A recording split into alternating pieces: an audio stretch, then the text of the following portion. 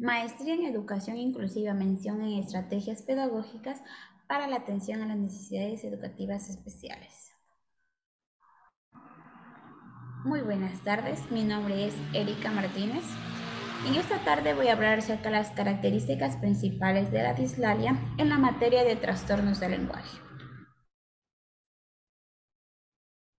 Tenemos qué es la dislalia. La dislalia es un trastorno del habla donde el niño falla la articulación específica en ciertas consonantes. Esta suele ser transitoria. Existe una incapacidad para formar o pronunciar uno o más fonemas satisfactoriamente. Y si son varios los fonemas afectados en el habla del niño, se hace difícil pues la comprensión de lo que dice. Actualmente en el DSM-5 se ha puesto a la clasificación como la dislalia con el nombre, se ha cambiado el nombre a trastornos de sonidos del habla. Las consonantes que mayor dificultad tienen pronunciar los niños son la L, la R, la S. A continuación vamos a ver los tipos de dislalia. Dislalia evolutiva, como su nombre lo indica, esta va en cierta evolución, es decir, va progresando, se va viendo los errores según la edad, entonces va avanzando o no. Según eso, pues se ha tomado este nombre como la dislalia evolutiva. Por ejemplo, aquí vemos que, por lo tanto, dice algunos errores son aceptables, sin embargo, pueden servir como un punto de partida para prevenir como son los futuros trastornos del lenguaje. Número 2, tenemos la dislalia audígena.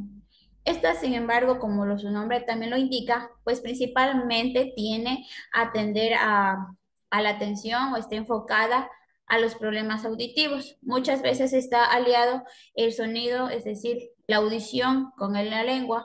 Entonces, como estos están aliados, únicamente cuando la persona pues no escucha, no tiene este problema para poder reproducir correctamente los fonemas. Entonces, aquí principalmente lo que se debe enfocar en solucionar es los problemas auditivos. Dislalia orgánica, pues va asociada a los órganos que intervienen en la pronunciación correcta de ciertos fonemas. Las zonas afectadas con más frecuencia, pues tenemos como son el labio, el paladar, la lengua y los dientes. Y los ejemplos más comunes, porque tenemos son el labio, el paladar fisurado, frenillo y la formación dental. La dislalia funcional principalmente pues se caracteriza por el funcionamiento inadecuado de órganos que intervienen en el proceso del habla. Puede ser, como lo hayamos visto, labio, lengua, paladar, también lo que es los problemas auditivos, todo esto va a intervenir, entonces por esa razón se la nombra como dislalia funcional. ¿Qué síntomas presenta la dislalia? Principalmente, pues tenemos que normalmente dice que a los 5 años los niños ya pronuncian totalmente bien ciertas consonantes y sin ninguna dificultad, es decir, todos los fonemas ya los deben pronunciar. Aunque en ocasiones, como vemos, el R puede costar un tiempito más, a partir de esa edad, pues la dificultad grave para pronunciar ciertos fonemas o palabras es un síntoma clave para poder nosotros identificar si el niño tiene o no dislalia. Número uno, pues es omitir letras. Este tipo de error lo llamamos en sí como que se come una letra al hablar, ¿no? Puede ocurrir a veces en todas las palabras o en ciertas palabras que el niño no pueda pronunciar correctamente. En este caso, un niño o adulto no pueda pronunciar correctamente. Dependerá siempre y cuando del tipo de dislalia que contenga o que se diagnostique. Ejemplo, la comida puede decir comía. Aquí podemos ver que omite la letra D.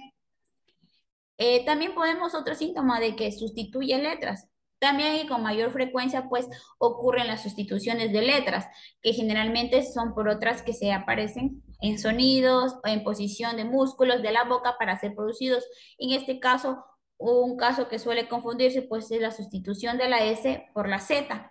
Ambos sonidos tienen la fricción, o sea, en el aire pasa rozando la lengua alveolos al momento de decir S o Z. Entonces vemos que tiene el mismo sonido, por esa razón existe esta confusión al momento de tal vez escribir o pronunciar una palabra. En el segundo caso tenemos la R por L. Ambas letras requieren subir la lengua y colocar la punta detrás de los alvéolos superiores, parte posterior de los dientes. Entonces vemos que R, L. Se ve claramente como nosotros hacemos el esfuerzo por subir la lengua para poder pronunciar correctamente. En este caso, hay niños que presentan este síntoma, que no dicen correctamente y sustituyen las letras, ¿verdad? Entonces, en ciertas palabras que les cuesta realizar este tipo de ejercicio. Número 3, adiciona letras. La de menor frecuencia es la adición donde el niño aumenta una letra en la palabra. Comúnmente ocurre en las palabras que tienen sílabas inversas, como canasta, colmo, ratón, o sinfones como trapo, plomo, plato, donde deben pronunciar la consonante al final o media. Aquí vemos que va a duplicar un poquito el esfuerzo, ya que el niño no suele pronunciar correctamente los fonemas, como por decir, los más fáciles, ¿verdad? Y la repite en otra posición. Por ejemplo, tenemos como plato o platlo por plato, ¿verdad?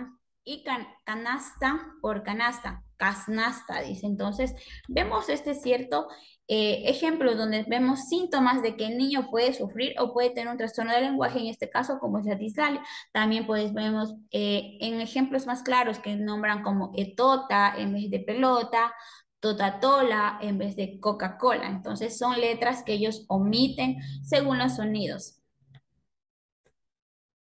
¿Se puede prevenir la dislalia?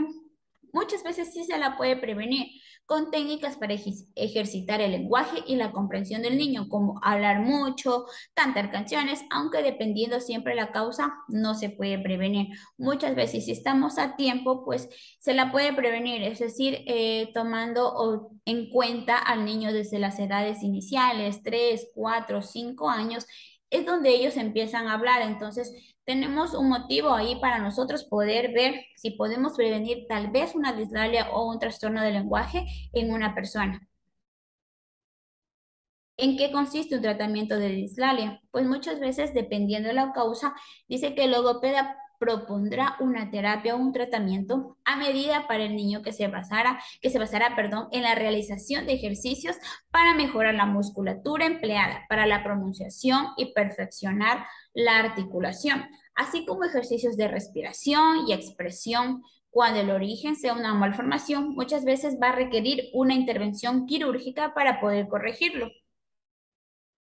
También un tratamiento súper importante es no olvidarse visitar al terapista de lenguaje para hacer valoraciones periódicas en edades de 3, 4, 5 y 6 años, ya que son edades donde mayor se encuentra el riesgo de padecer problemas de articulación verbal y son edades donde nosotros podemos estar a tiempo para poder corregir si así lo existiera.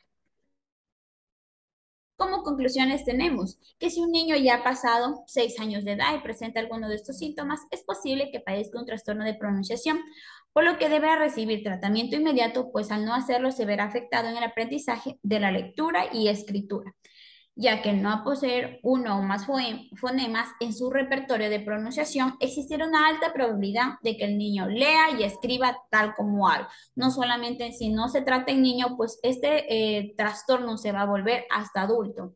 Entonces, va a tener esto de que va, así como habla, va a poder escribir. Entonces, vamos a ver que el niño, si no tuvo una prevención o no tuvo una terapia de lenguaje a cierta edad, a la edad que debía tenerlo, vamos a tener un niño que tal vez va a asistir con problemas hasta la adultez.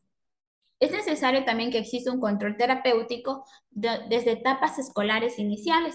Aquí es cuando la detección se hace importante para intervenir, evitando que progrese y en ciertos casos pues se agrave el problema de la pronunciación. Como decía, incluso hasta la adultez esto puede llevar problemas de pronunciación. La prevención y la detención temprana es una importante.